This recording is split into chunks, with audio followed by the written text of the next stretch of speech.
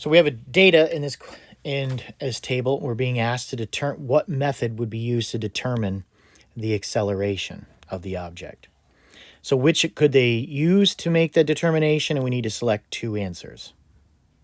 So we have time and position. So immediately our first thought should hearken to this equation, x equals 1/2 at squared plus v0t plus x0. And it's the vertical position. It says it's dropped from a height of 5 meters. So we have like a cliff type situation. We have 5 meters. That means it's going to be free fall.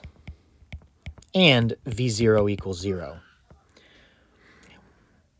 If we set the initial height equal to 0, that means that the initial position will drop out. And since the initial velocity is 0, that term will drop out. So we're left with this equation, x equals 1/2 at squared.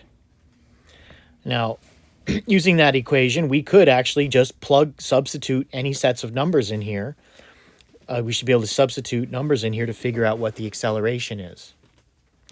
But let's see the choices they've given us. So it creates a graph as y is a function of t squared, since the slope is equal to the acceleration caused by gravity. Well, let's look at that. So what we're talking about is linearizing here. Y equals mx. Well, if we graph y versus t squared, y is a function of t squared.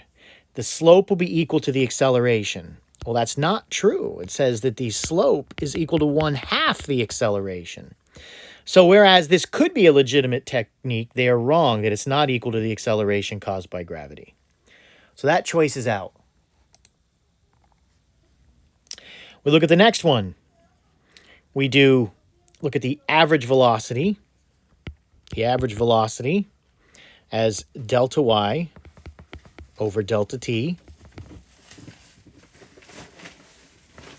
Delta y over delta t.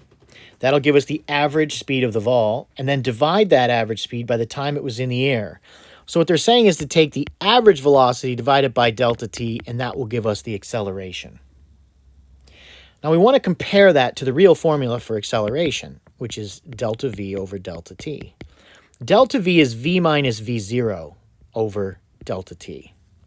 Now the v0 is 0, so that term drops out. So the acceleration then is equal to the final velocity divided by the change in time.